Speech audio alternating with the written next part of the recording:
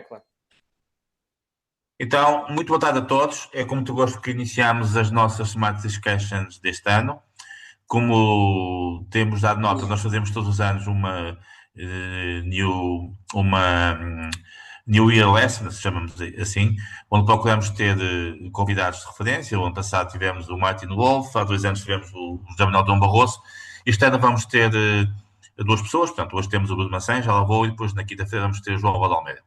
Como sabem, é um embaixador que teve funções importantes junto da Comissão Europeia e junto da União Europeia e junto de outros países.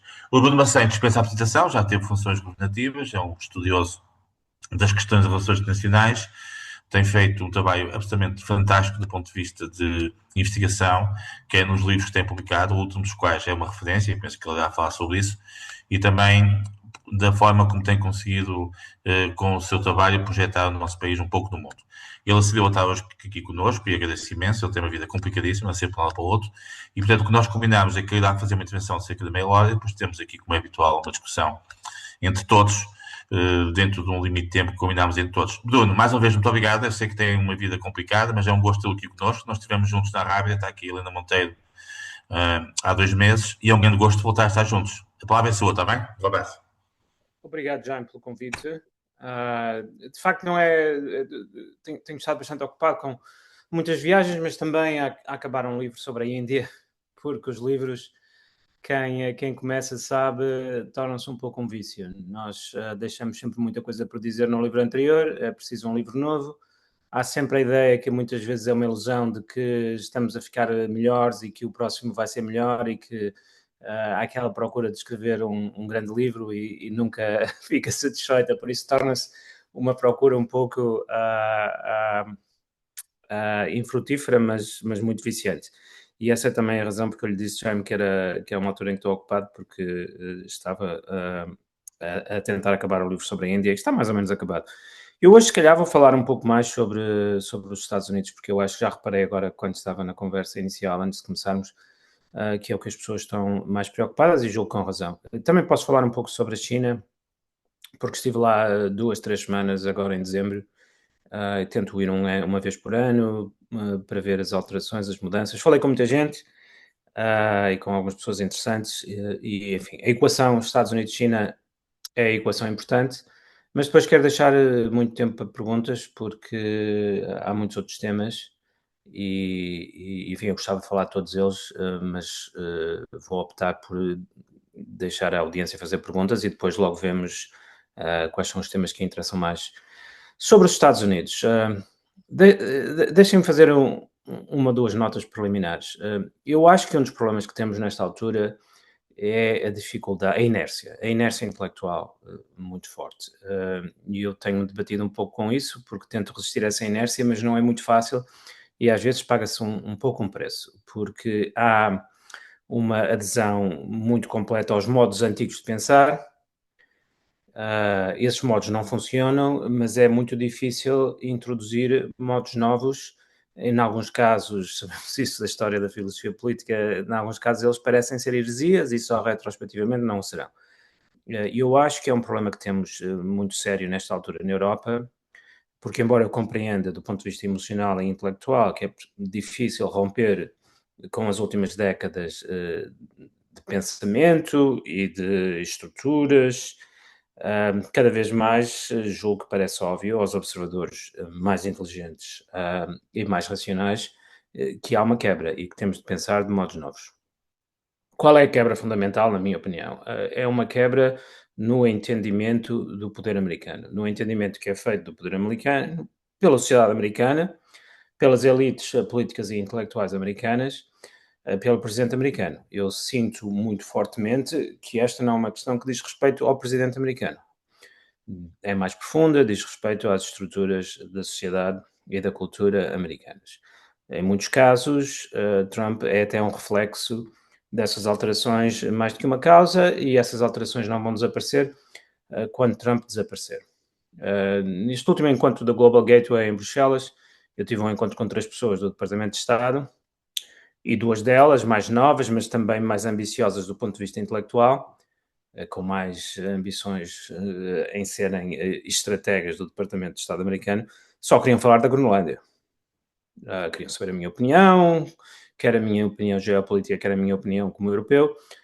O que é um exemplo, mas poderia dar muitos outros, de que esta questão da Groenlândia não é uma obsessão e uma fantasia pessoal de Trump, mas que é algo que tem emergido do sistema americano. Claro que o sistema é cada vez mais composto, era o caso destes dois jovens, por pessoas que gostam de Trump, que cresceram já com Trump, porque Trump está há 10 anos nos holofotes políticos, e por isso há uma ligação a Trump, mas não é uma fantasia pessoal de Trump que não tem reflexos nas estruturas administrativas, políticas e intelectuais nos Estados Unidos, cada vez mais nos think tanks.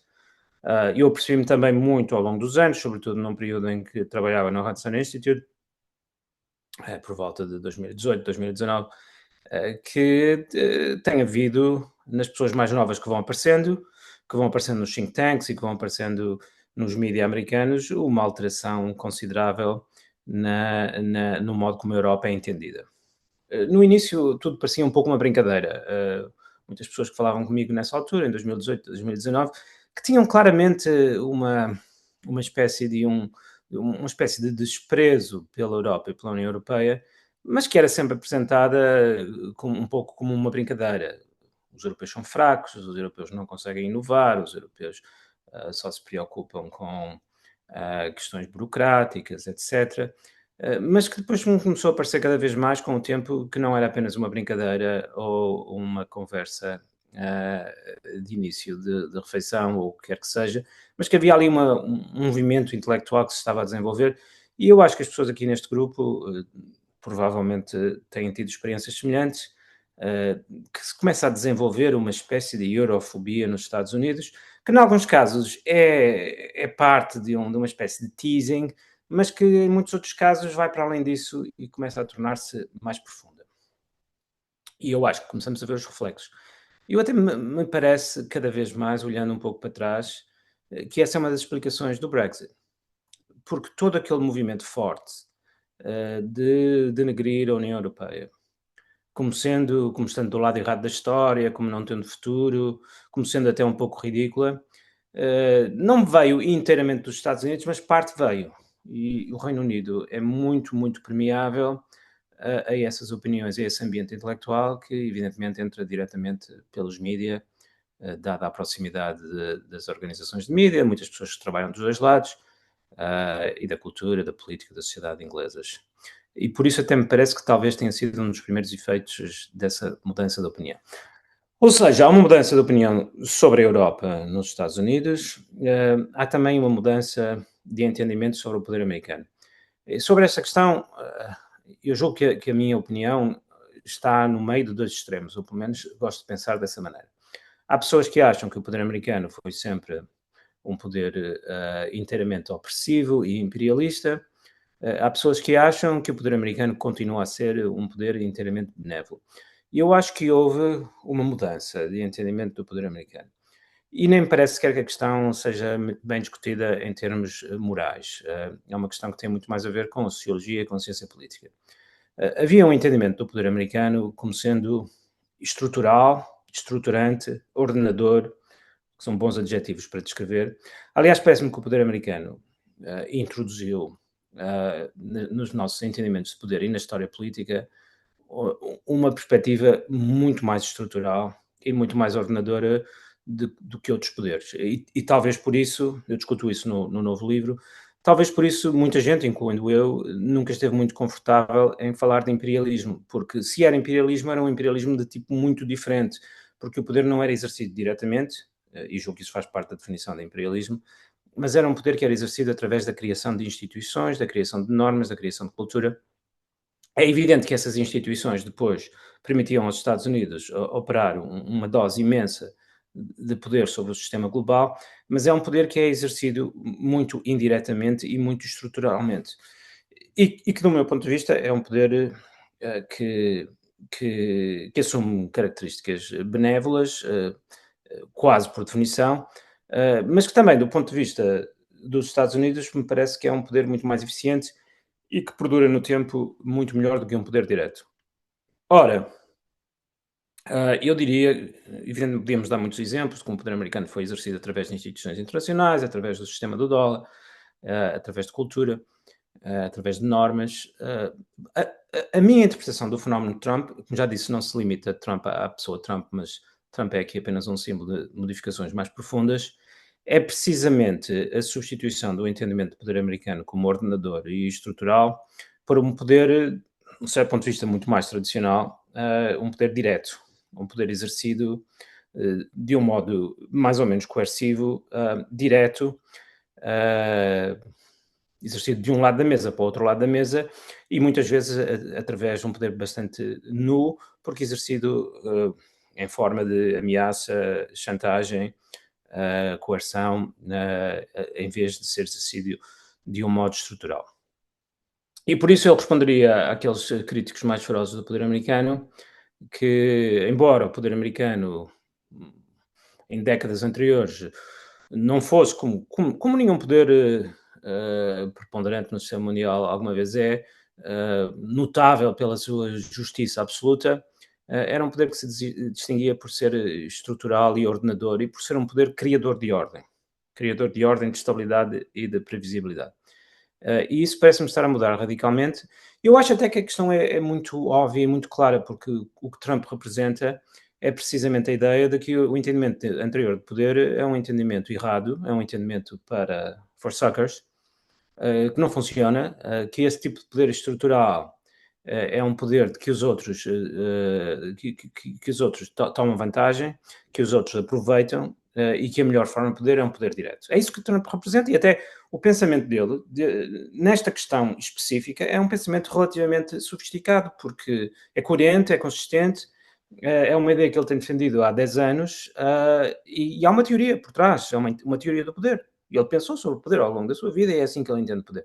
Claro que há também um elemento biográfico, porque no mundo dos negócios o poder naturalmente é muito mais direto, porque não compete às empresas serem estruturantes.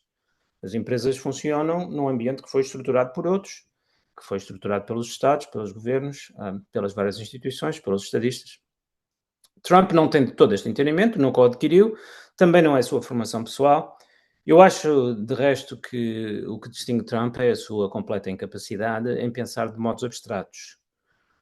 Trump não consegue pensar no poder como sistema, mas na verdade ele não consegue pensar.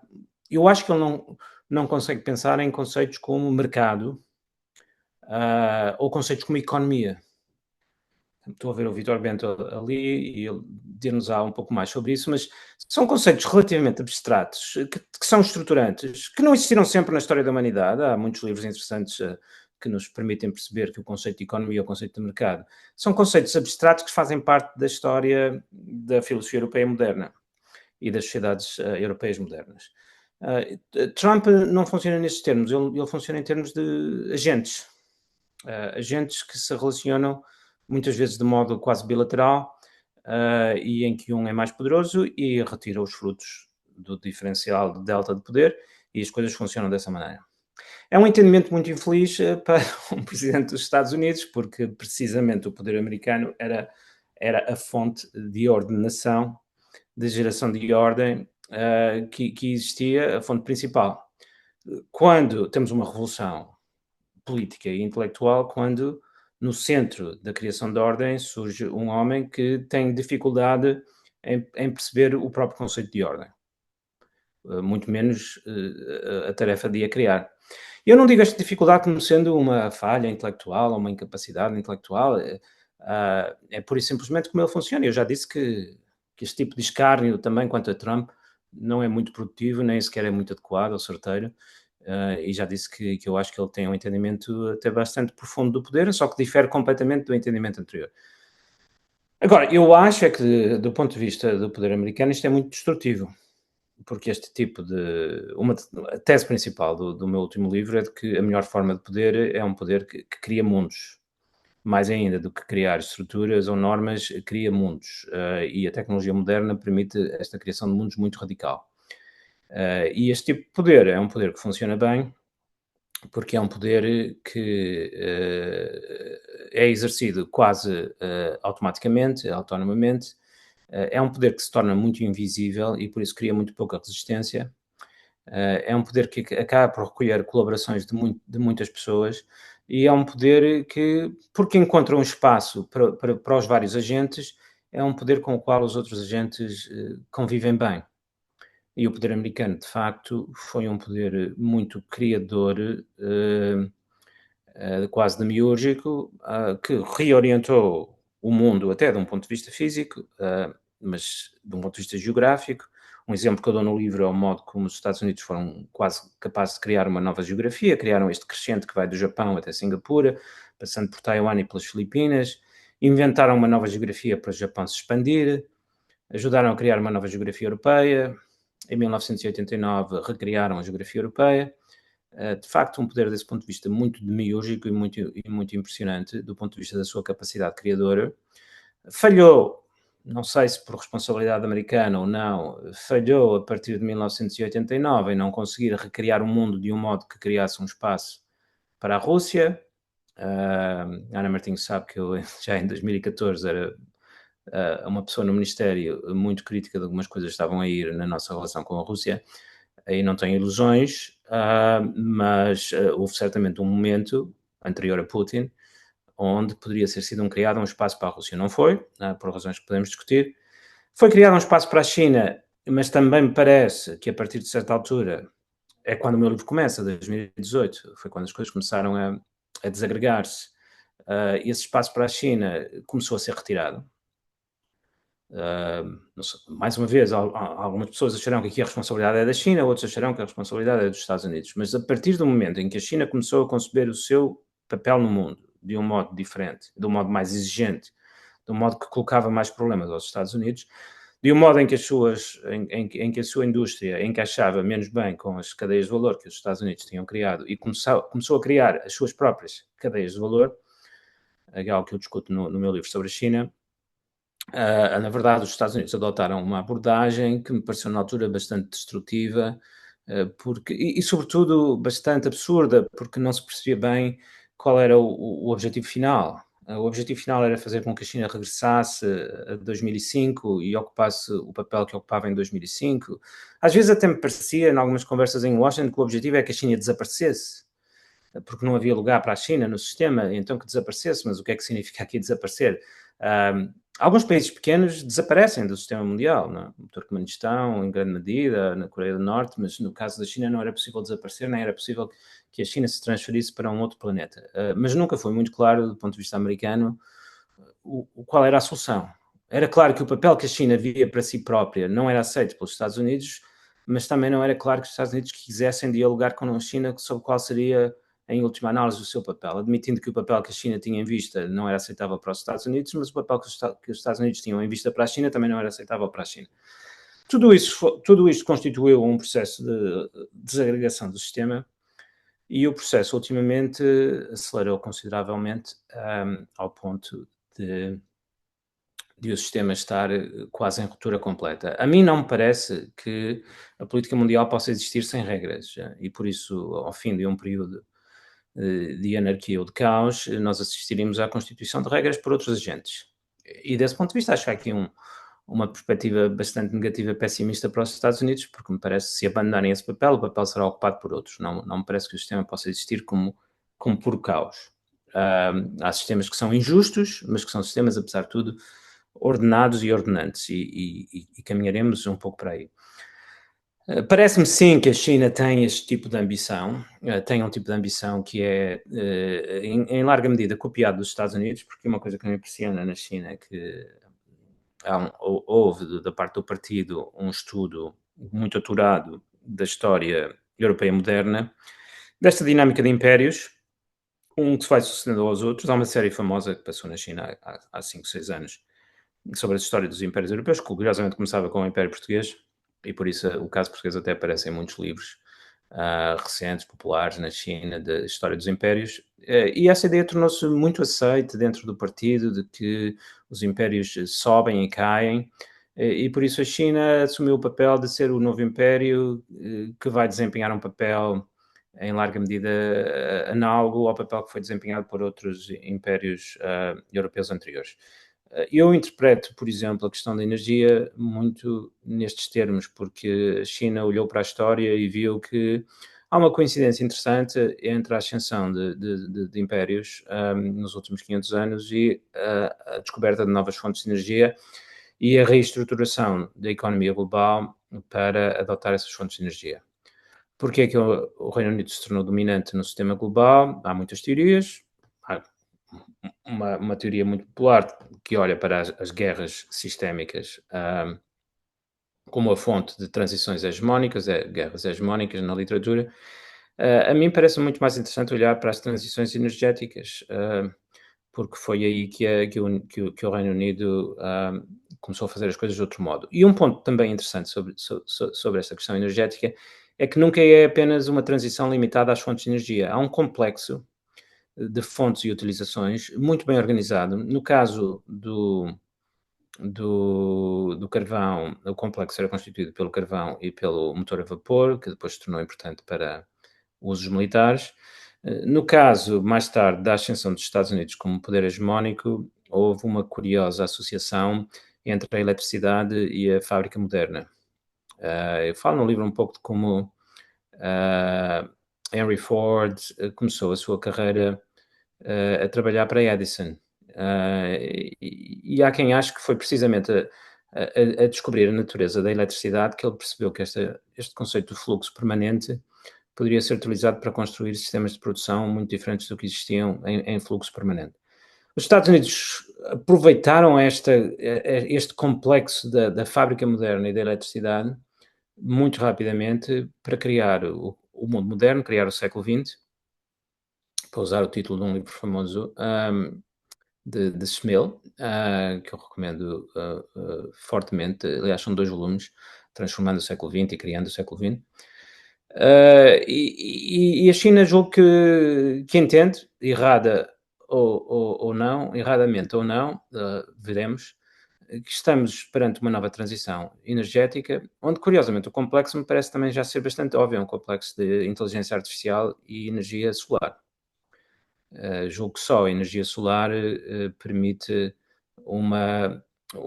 curvas de expansão tão exponenciais como as curvas de expansão, ou pelo menos tendencialmente tão exponenciais como as curvas de expansão da inteligência artificial. E energia, gostava de saber a opinião do Vítor Bento sobre esse ponto, e energia que potencialmente tem um custo marginal zero, porque uma vez instalados os sistemas de energia solar, o custo de produzir mais energia é zero. Associado a baterias, nós temos aqui uma potencialidade enorme. Os Estados Unidos investiram fortemente, desde Trump, no velho sistema fossil fuel. O que me faz pensar numa espécie de analogia histórica, quando a China construiu enormes navios de exploração, que depois foram usados pelo almirante Zheng He no século XV, parecia estar prestes a conquistar o mundo, mas esses navios foram, por razões que continuam a ser discutidas, e essa tecnologia e esses planos, o almirante Zheng He chegou a chegar à costa leste da África, e deixando até alguns vestígios genéticos. Há um romance a contar a história de uma rapariga. Se virem o Google, uma rapariga no Quénia, que se veio descobrir que tem vestígios genéticos chineses dessa altura. Mas o imperador chinês decidiu abandonar esses projetos e nós depois desempenhamos um papel importante a ocupar o vazio que foi deixado pela China. E aqui temos quase uma analogia perfeita, porque a tecnologia fotovoltaica foi inventada por cientistas americanos e é um pouco aflitivo ver o apetite com que os Estados Unidos abandonam esta tecnologia, com argumentos que são, de facto, tão ridículos como a criticar a energia solar por ser feminina, que é um argumento que eu já ouvi várias vezes nos Estados Unidos. Eu aproximo do fim do meu tempo e talvez uma boa altura para notar, de um modo pessoal, que estes não são os Estados Unidos que eu conheci quando estudei lá há 25 anos. Havia uma admiração profunda por uma certa racionalidade, pelo amor das instituições, por um espírito crítico. E agora, quando vou aos Estados Unidos e vejo a energia solar ser acusada de ser feminina, não sei que mundo é este. E, mais uma vez, para recuar ao que disse no início, parece às vezes no início que isto são brincadeiras e que faz parte do amor americano, mas houve um fenómeno qualquer bizarro do ponto de vista mental, em que o que eram brincadeiras começaram a ser entendidas de um modo muito literal. E depois percebe-se ao longo da conversa que isto não é inteiramente uma piada, mas que há um certo desprezo pelas energias renováveis por não serem suficientemente masculinas. Suponho que por não fazerem barulho e não haver explosões e algo assim. Há outras razões, evidentemente, o lobby do petróleo, Texas, politicamente importante, mas há um complexo de razões que nos deixam um pouco pessimistas sobre a capacidade americana de dominar o futuro. Mas concluindo, eu acho que o caso da Venezuela, não falei ainda sobre ele, também não é preciso, julgo que a ligação entre tudo o que eu disse e a Venezuela e se aplica em 2 ou 3 modos. Primeiro, como eu disse no início, nós temos de nos adaptar de um modo implacável ao que são as novas realidades. Uma vez que estou a falar para uma audiência portuguesa, ontem abri o Observador e vi uma série de textos que me pareciam completamente desligados da realidade e que me parece que há uma série de pessoas que continuam a escrever como se o mundo fosse o mundo de há 10 anos, quase em piloto automático. Porque o que aconteceu na Venezuela não foi que um ditador foi deposto e se iniciou uma transição democrática. Um ditador foi capturado e o regime foi, de um modo deliberado, mantido inteiramente no seu lugar. E Donald Trump disse na conferência de imprensa que o regime seria mantido e que não apoiava a Maria Corina porque entendia que ela não era uma pessoa respeitada na Venezuela. E mais uma série de opiniões bizarras deste tipo. Vemos hoje na capa do Financial Times que iniciou-se uma operação de repressão massiva na Venezuela sob a oposição. Não há libertação de prisioneiros políticos, nem qualquer discussão pela liderança americana da libertação de prisioneiros políticos, nem por Marco Rubio, mas nas páginas do Observador estávamos a discutir Praga em 1989. É um poder americano muito direto, é um poder americano muito baseado na realidade da televisão, em que há uma combinação, julgo, de 2 fenómenos, do poder direto, imperial, mas também de um certo entendimento da realidade como sendo a realidade televisiva ou cinematográfica, porque Donald Trump quase que nos oferece um livro, um filme, não é? Um filme em que os Estados Unidos entram na Venezuela, retiram o petróleo, grandes reservas de petróleo, mas não há aqui uma consequência prática, porque para aproveitar o petróleo da Venezuela será preciso um investimento talvez de meio trilhão, na terminologia anglo-saxónica. Não há nenhum plano, não há nenhum planos no lugar, não há nenhuma capacidade de levar estes planos a cabo. Há uma espécie de realidade simbólica, há uma espécie de simbolismo de um velho imperialismo, colonialismo europeu, mas que existe apenas ao nível simbólico. Ou seja, há aqui 2 tipos de patologias que se combinam e que se multiplicam uma à outra. Por um lado, um entendimento, um regresso a um entendimento do poder como um poder direto e coercivo, e por outro lado, um entendimento da realidade como inteiramente virtual, manipulável. Eu vi muitos comentadores que aplaudiram a operação como sendo quase como se estivessem a discutir o guião de um filme, e desse ponto de vista a operação é brilhante, mas até me parece que as operações começam a ser cada vez mais desenhadas em função do seu brilho cinematográfico, do seu brilho como história, mais do que o seu brilho como criação de ordem. E aqui me detenho, porque acho que já disse coisas suficientemente polémicas e Muito bem. também quero deixar tempo para as perguntas. Sim, senhor. Eu passo imediato ao Vitor Bento, porque o Vitor Bento foi interpelado, e portanto, quando se é interpelado, é importante que se diga alguma coisa. Vitor, quer fazer alguma nota ou comentário ou alguma questão ao nosso amigo Bruno? Ora, boa tarde.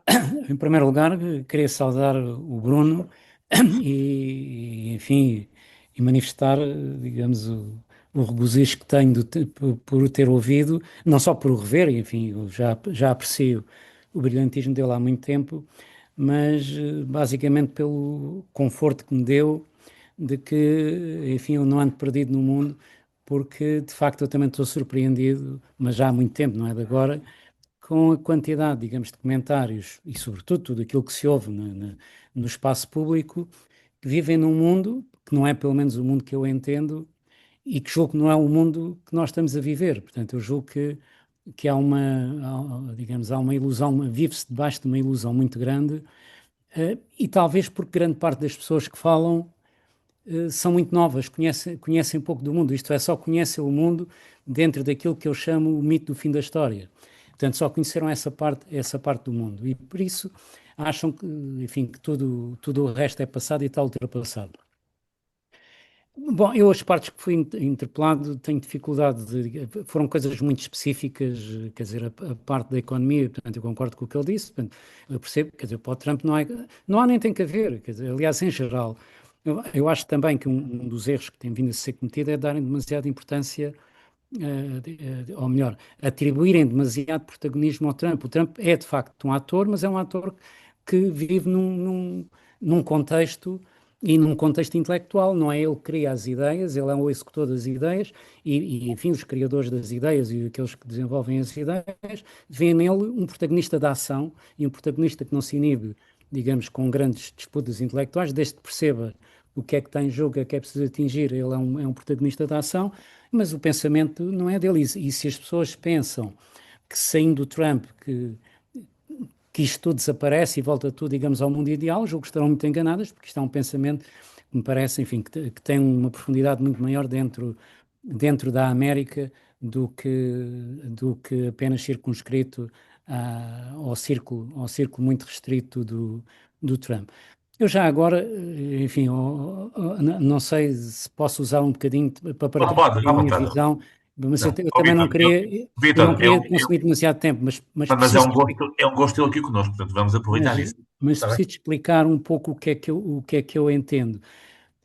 Quer dizer, há aqui basicamente três períodos. Houve o período da Guerra Fria, que basicamente era um período tradicional enfim, do hard power e do equilíbrio de poderes, e dentro desse contexto a Europa era importante porque a Europa era o palco do confronto estratégico. Como era o palco do confronto estratégico, obviamente que a Europa era importante, independentemente do poder que tinha ou não tinha, mas dado que era o palco, e sendo o palco desse confronto, era ao mesmo tempo a primeira linha de defesa dos Estados Unidos, que é uma coisa que eu acho que também que grande parte dos analistas não perceberam, que os americanos, quando vieram defender a Europa e quando vieram apoiar a Europa, não foi por altruísmo, é porque a Europa é a primeira linha de defesa da ilha americana. Portanto, os Estados Unidos nunca podem deixar que se instale no continente europeu uma potência dominante, nomeadamente que lhe seja hostil, porque a partir desse momento, enfim, é dar o salto para a ilha. E, portanto, a primeira linha de defesa americana é a Europa, e enquanto a ameaça fundamental estava na Europa com a União Soviética, a Europa era o palco que era necessário ser defendido. Com o fim da União Soviética, no fundo, com a derrota da União Soviética, instalou-se aquilo, enfim, que eu chamo o mito do fim da história.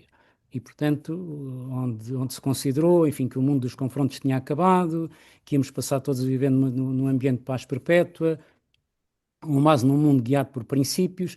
Princípios esses, convém recordar, são os princípios definidos pelos vencedores das duas guerras, quer da Segunda Guerra, quer da Guerra Fria. Portanto, foram eles que definiram os princípios sem consultar, digamos, os outros e sem perguntar se os outros aceitavam. Mas, enfim, aceitava-se que a força americana era o garante desses princípios, como, aliás, qualquer sistema de direito vale aquilo que valer a força necessária para assegurar o seu enforcement.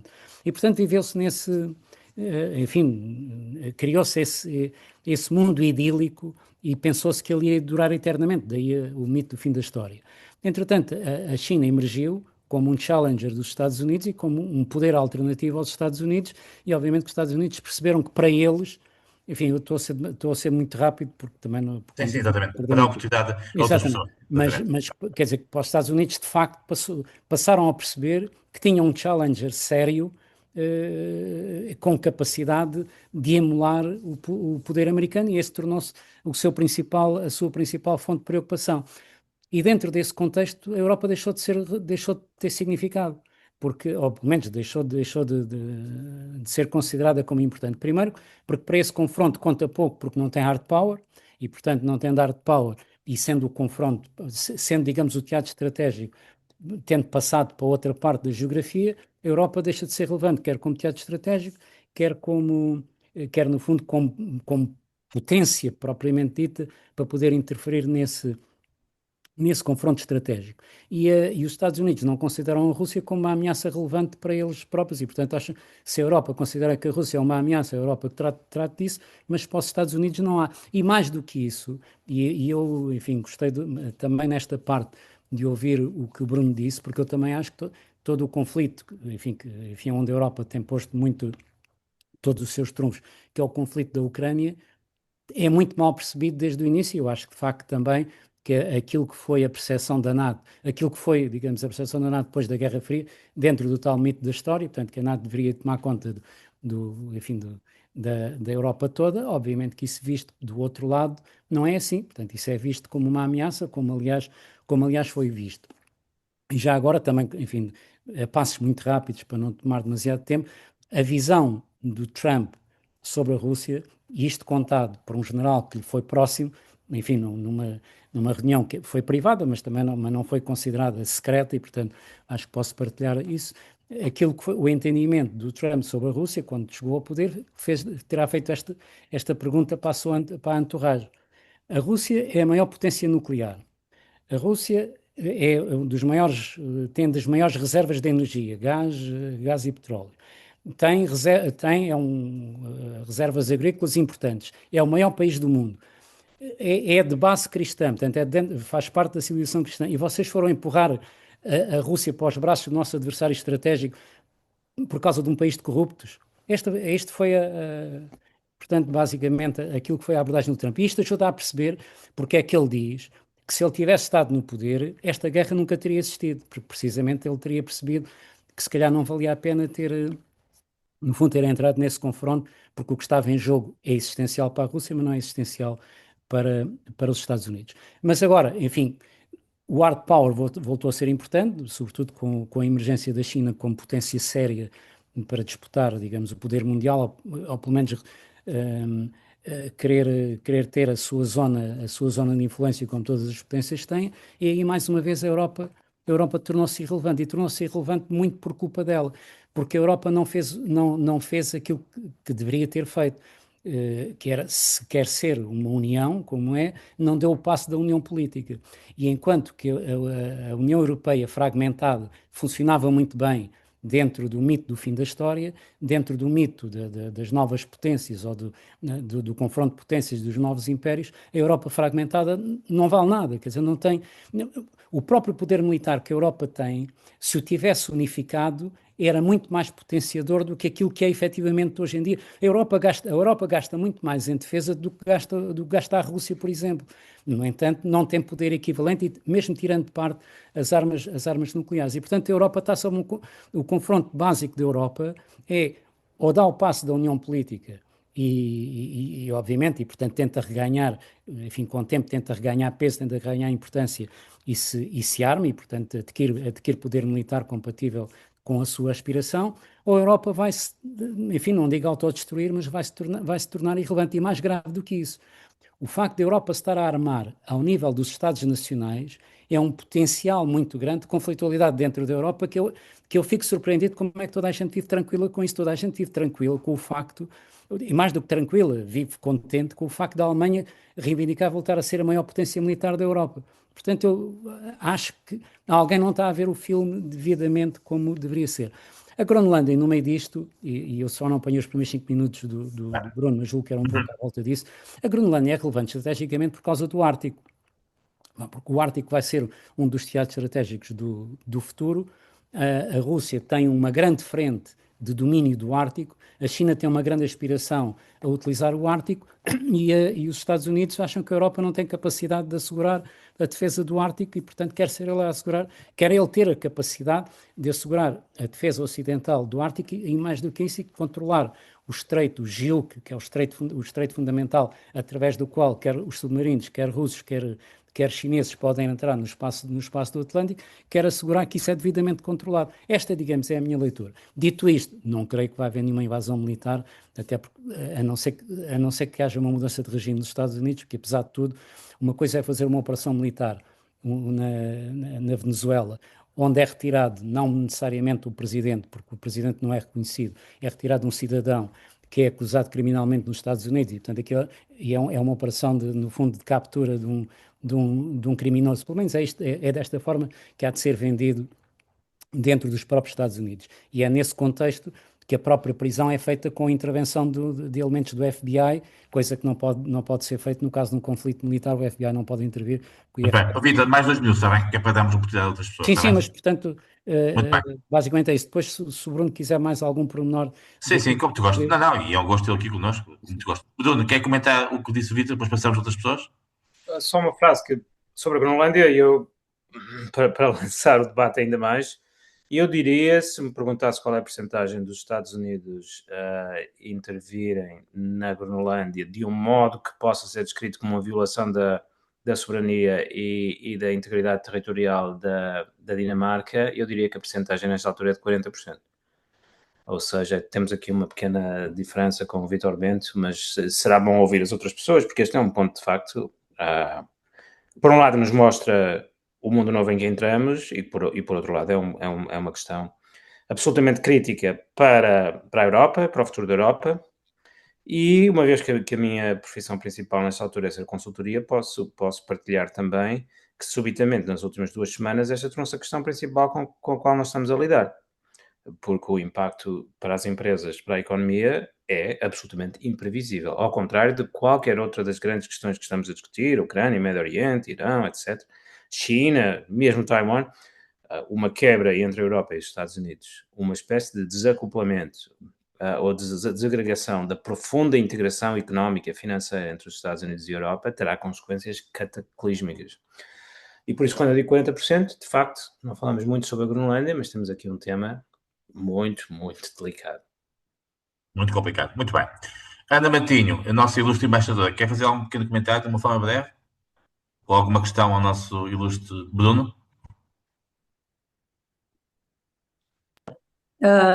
Olá, boa noite e bom ano e boa Não a tipo estamos a ver, só estamos a ouvir. sim, e dia. Espera lá que não consigo. Agora, sim. Muito bem, sim, sim.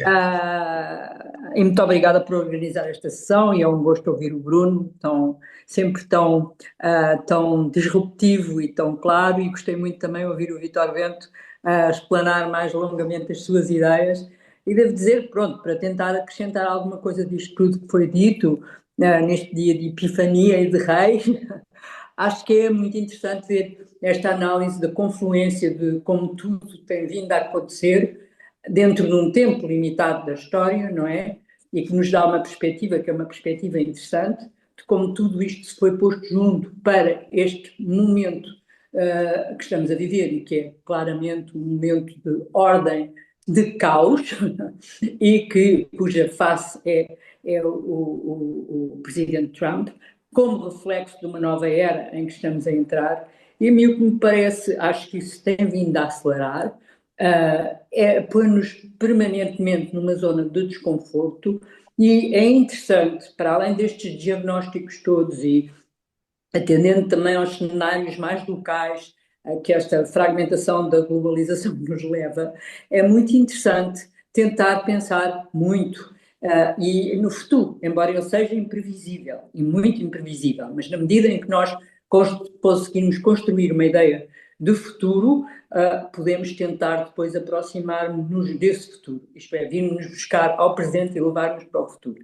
Isto parece uma ideia um bocado mirabolante, mas de facto acho que nesta análise que estamos a fazer está-nos a escapar um pouco que o mundo tão pequeno se tornou muito grande, e portanto nós estamos a falar dos Estados Unidos, da Europa, que são praticamente indivisíveis, porque de facto é uma questão, é um cordão umbilical que aconteça o que acontecer, a intensidade, densidade e profundidade da relação é de tal ordem que eu confesso que atlantista, é claro, mas para além de tudo no quadro do contexto global, tenho que pensar também na China, muito, na Rússia, no Indo-Pacífico e toda essa, quer dizer, não chega a fazer-nos este aproximar da história agora, a este momento que estamos a dizer e ver da Venezuela, e sim senhor, isto é muito claramente o desenho de uma zona de influência do hemisfério das Américas, e a Groenlândia faz parte, bem como o Canadá, e sim, o Ártico, pois com certeza tudo isso agora,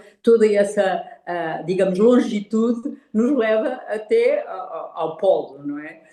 Mas eu acho que temos que sempre, ao fazer estas análises, não esquecer essa perspectiva maior, trazer um pouco para a análise daquilo que têm sido os comportamentos de Trump e que são muito dificilmente, quer dizer, é um permanente inundar que nós nem sequer conseguimos, no fundo, reagir. Estamos sempre a ser ultrapassados pela velocidade com que ele inunda de factos, o que ele representa, inunda de factos, e pensando que o que é que vai restar, pensamos, bom, ele tem um mandato, mas quando acabar o mandato, o que é que resta neste momento do que nós tínhamos como certo? De forma que isto é muito alucinante na velocidade, é preciso de facto sermos muito velozes e ágeis e tentarmos, eu tenho pensado muito que nós estamos a ter que viver rupturas e não devemos ter medo disso e temos que avançar e temos que pensar, temos que olhar para aquilo que é o conforto hoje em dia e virá-lo como uma vantagem, senão nunca vamos conseguir retomar o nosso chão. E o chão, aquilo que me interessa muito, das futuras gerações, os meus filhos e os meus netos. E por isso, eu, enfim, gostei muito de ouvir toda essa perspectiva, mas a mim preocupa-me sempre muito pensar também que validação dá esta ação que Trump toma em relação à Venezuela, ou toma em relação a Cuba, ou o que seja, e como é que isso legitima, como é que Putin conseguiu retomar uma posição de grande, quer dizer, do nada, julgo que há aqui uma grande admiração de Trump pela personagem de Putin. Ele explorou muito bem toda ela e usou, é legítimo quase. E temos que ver como é que a Índia, a Turquia, o Brasil, como é que todas essas potências, porque são potências, estão a olhar para as suas zonas de influência. E como é que depois a China olha para o conjunto do mundo, enfim, e tudo isto eu só estou a tentar trazer à colação mais alguns aspectos, porque de facto não nos podemos também só cingir àquilo que está a acontecer hoje, neste momento, com a Venezuela e a Groenlândia. Sim, os americanos têm 26 bases na Groenlândia que podem ativar, não é? Pode ser que haja aqui uma maneira de resolver a questão da Groenlândia ainda com, enfim, na base de um acordo, de uma intermediação qualquer, não sei. Acho que, de facto, temos que olhar com base em todas as análises que podemos fazer do passado e da história, o mais alargado que for possível, a África, tudo isso, e olhar para o futuro e tentar encontrar os elementos que possam de novo contrabalançar esta que é uma idade do caos. Isso é, e se calhar faz parte. Agora, não queremos efetivamente paz e tranquilidade e uma base para nos desenvolvermos. Não penso que a Europa seja assim tão a Europa torna-se desconfortável a ela própria. Não é capaz de olhar para ela própria como o asset que é. Bem, E pronto, fico por aqui. É uma maneira Bruno, de quer acabar. comentar ainda ou quer que dê palavra a outras pessoas e depois... Melhor dar a palavra a outras pessoas. Muito bem, temos aqui o José Martino, faz favor. E depois também, eu não sei se... já agora, José Martino, antes de passar assim, só um momento, desculpa. O Armindo Monteiro está aqui connosco, é o presidente da CIP, portanto tem também uma dimensão empresarial muito ligada a estes temas. Armindo, queres fazer alguma nota sobre este tema? Não sei se está a ouvir. Pode dizer, Jaime, que nós tínhamos planeado terminar às 7, mas eu acho que não é possível e podemos terminar às 7h15. Claro que quem quiser sair... Está bem, como tu gostas. Sim, obrigado. Aqui a correr rapidamente em 9 minutos, tentar... Muito bem. Armindo, não sei se estás a ouvir, queres colocar alguma questão, alguma nota? Jaime, boa tarde e boa tarde a todos. Tenho estado a acompanhar com muito cuidado. Não estamos a ver, mas só a ouvir, tudo bem.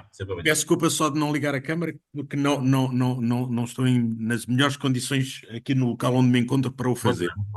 Eu queria apenas partilhar num minuto a qualidade... Não precisa ser um minuto, pode ser mais, à vontade. A qualidade das intervenções, os vários pontos de preocupação que aqui foram lançados. e, de facto, este hábito que nós vamos ter que ter de lidar com o líder da maior nação do mundo, não da forma como nós estávamos habituados, que estamos sempre com a ideia de aliado, e nós temos que nos consciencializar que os únicos aliados que hoje existem são no Porto e é na Avenida, porque de resto, de facto, já não temos aquele hábito de termos aliados em que houvesse essa preocupação que nós, durante anos, nos habituámos a ver. Portanto, de facto, parece ser cada vez mais este sentimento de cada um por si, e era importante que nós não. Eu, pelo menos, acho que temos que levar esta mensagem. Não podemos sucumbir a esta ideia de que tem que ser assim, de cada um por si. Parece-me que a força continua a ser na junção de esforços, e é nesse sentido que nós, portugueses, e agora pensando um pouco em Portugal, nós portugueses que ficamos às vezes à espera que tudo aconteça do outro lado, devemos concentrar cada vez mais nas variáveis que dominamos, porque às vezes também não nos concentrarmos nas variáveis que dominamos também é uma forma de desresponsabilização, e parece-me que deveríamos nos concentrar naquilo que dominamos e que podemos e que estão ao nosso alcance, e temos tantas transformações para fazer em Portugal que é bom e é muito útil percebermos a geoestratégia, mas não nos devemos descuidar e nem menosprezar tudo aquilo que está no nosso âmbito de fazer no plano nacional e já agora no plano europeu, porque não? Obrigado pela oportunidade já, mais uma vez, parabéns pelo convite. É um grande gosto estar aqui connosco. Nós temos aqui, antes de passar novamente ao Bruno, e depois fazemos uma segunda ronda e terminamos. O José Martino, correto? Queria fazer uma pequena questão ao Bruno para o seu comentário. Sim, Certo, José? sim, boa Muito tarde, bem. sim. Obrigado. Boa tarde. Foi, Muito bem. é um gosto estar cá, dou os parabéns ao Bruno pela intervenção, gostei muito do seu último livro, acho que é um português brilhante e do melhor que nós temos. Tenho algumas perguntas um bocadinho provocatórias, Sim, mas que é se há alguma parte do território nacional... alguma síntese, está bem? Para darmos Sim, sim, não, isso é rápido. Se há alguma parte do território nacional que possa ter interesse para o Trump, depois da Groenlândia? E o que é que nós, cidadãos portugueses, devemos defender para mudar os nossos políticos e eles se posicionarem na geoestratégia? Se é a questão dos Estados Unidos, da Europa, se é a questão de fazermos um acordo com a China, ou então entregarmos aos americanos e fazermos um acordo direto com o Trump. É só, obrigado. Muito bem. Não sei se. Nós temos também aqui a Fernanda Ferreira Dias, pronto, que é uma pessoa muito especializada em termos europeus e também tem acompanhado nos temas. Fernanda, quer fazer alguma questão, algum comentário? Não sei se está a ouvir.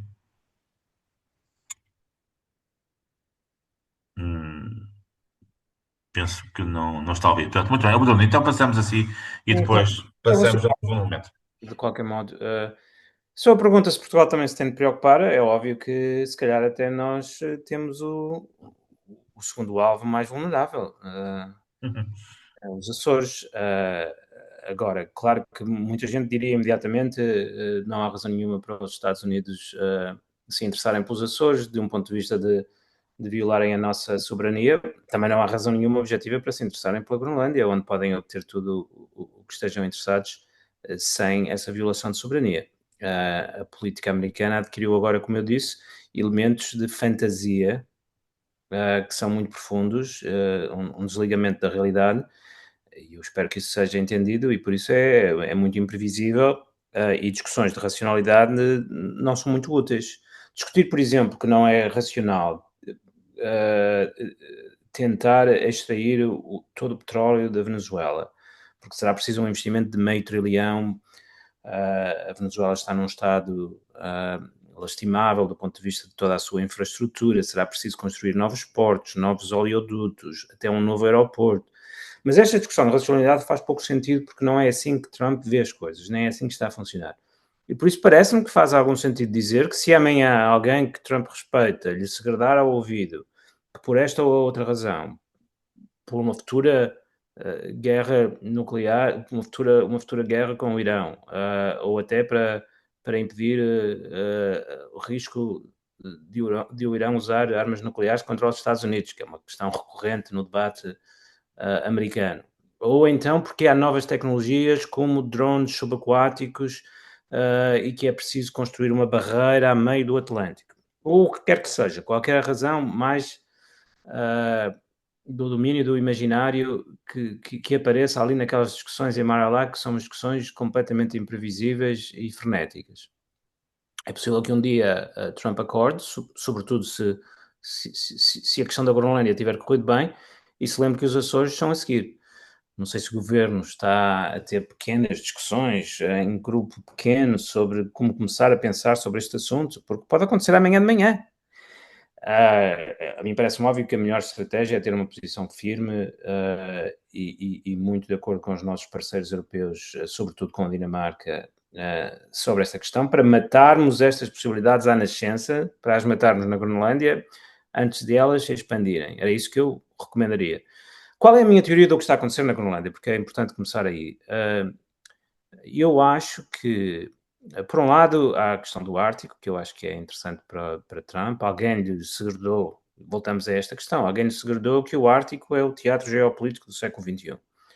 E por isso é que ele está sempre a referir-se ao Canadá, à Groenlândia.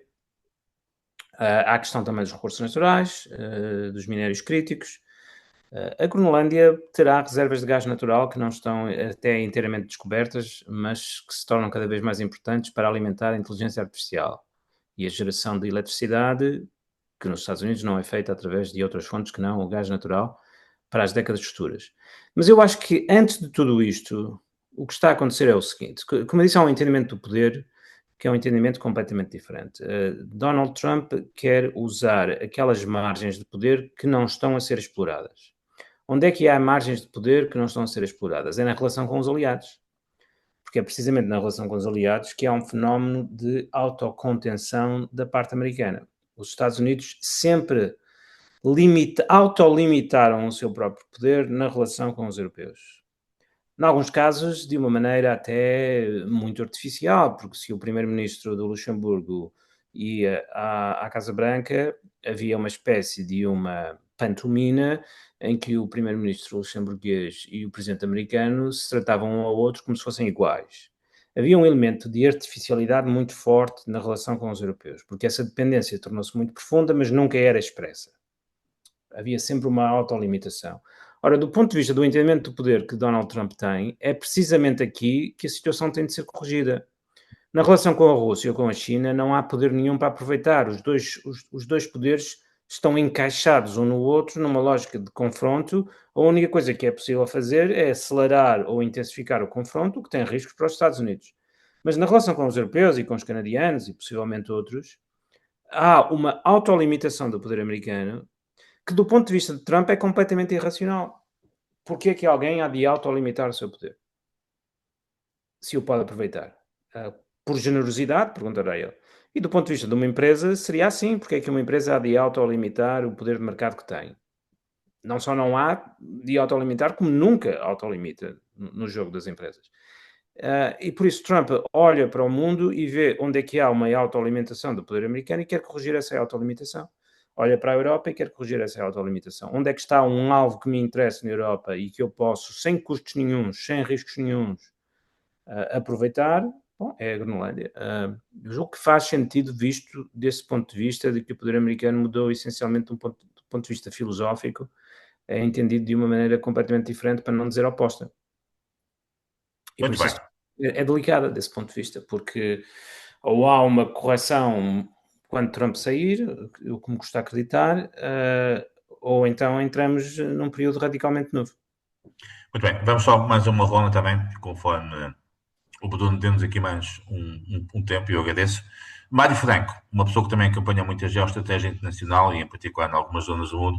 Mário, queres colocar algumas questões ao nosso ilustre orador? É interessante. Bem, primeiro só bom ano a todos, agradecer a oportunidade e também agradecer as intervenções, que realmente nunca tinha tido a oportunidade de ouvir o Bruno e realmente fiquei fã digamos, do racional que está por trás da intervenção. Eu concordo com aquilo que foi dito, mas acho que há aqui um tema que talvez seja um pouco o elefante na sala, mas que nunca se fala, que é o caso da Europa. Fala-se numa União Europeia, fala-se numa União de Defesa Europeia, e acho que era interessante ouvir sobre isso quem estuda esta temática. Mas, na minha opinião, e essa é a questão, nós tendemos a comparar a União Europeia ou a Europa com os Estados Unidos ou com a China, nomeadamente.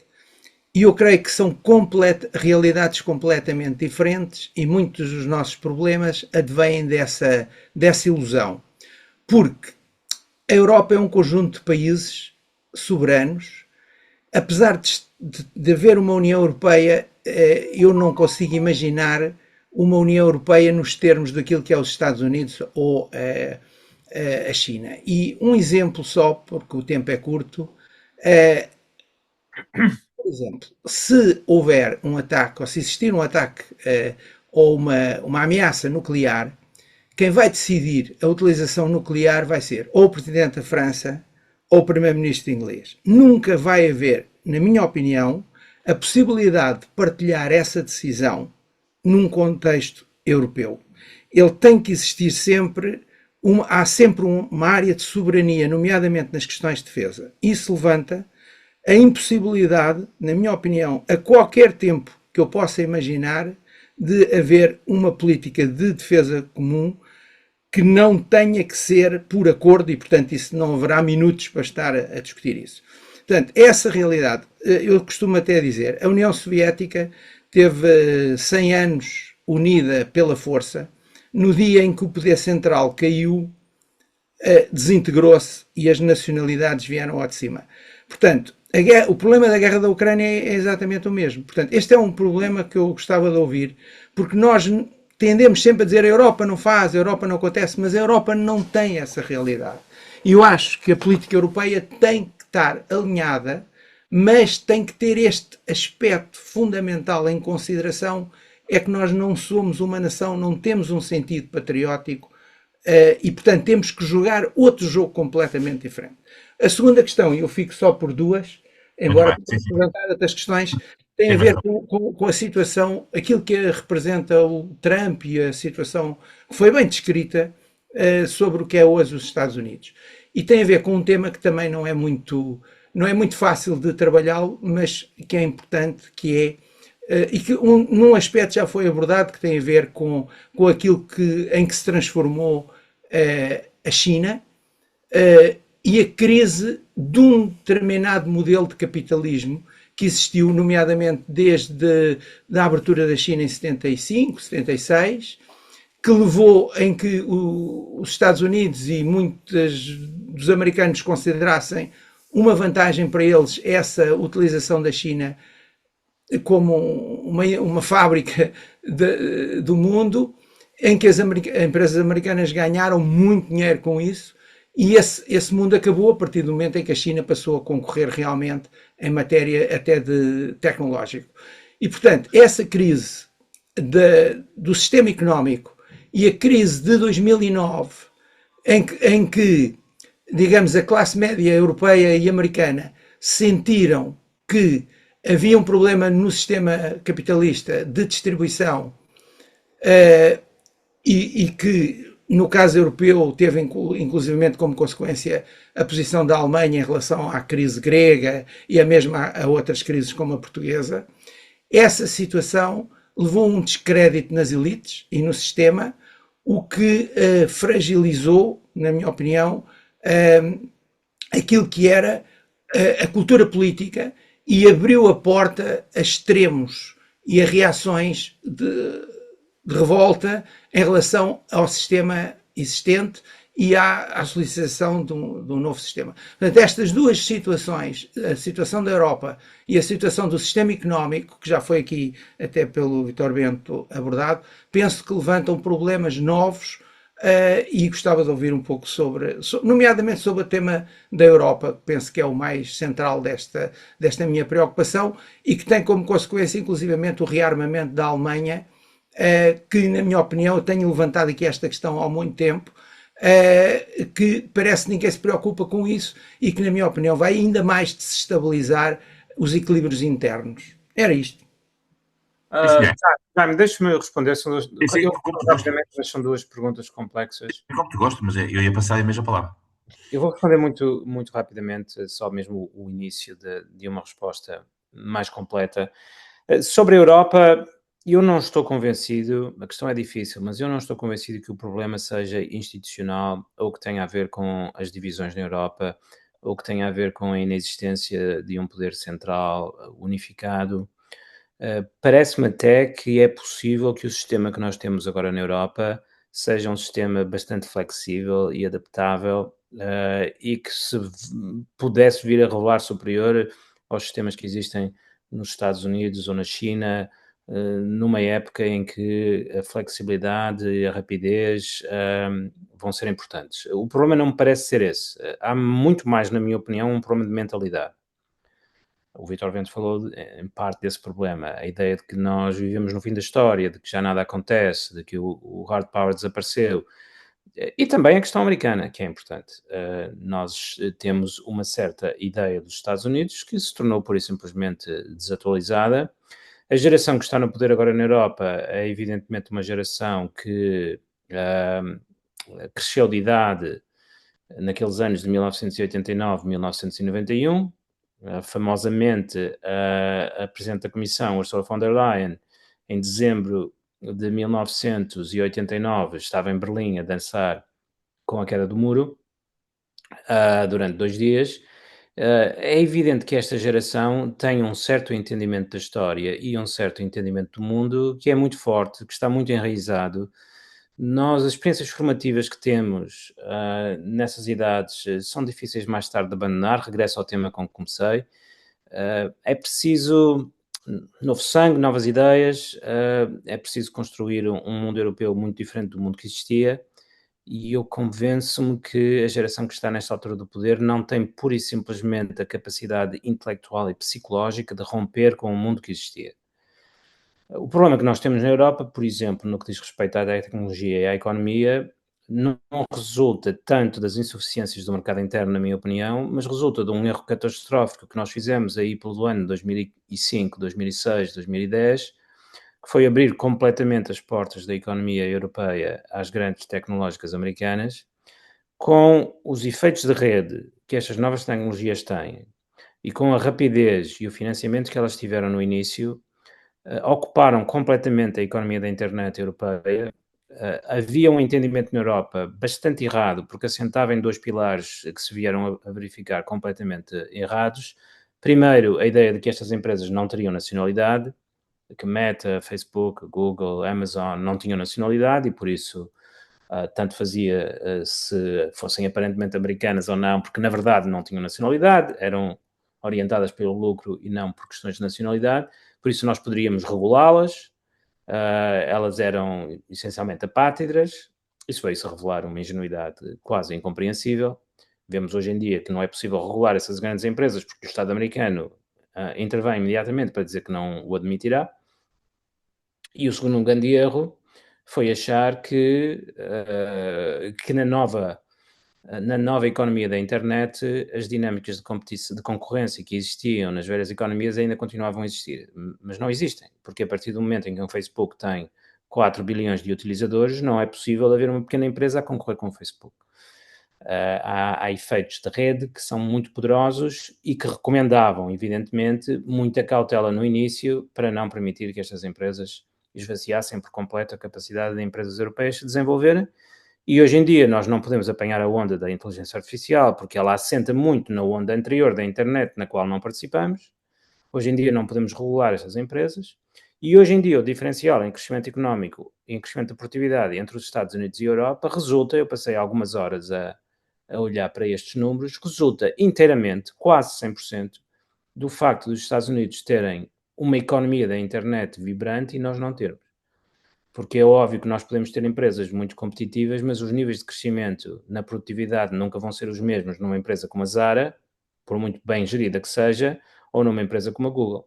Porque empresas tecnológicas têm taxas de crescimento de produtividade muito mais aceleradas.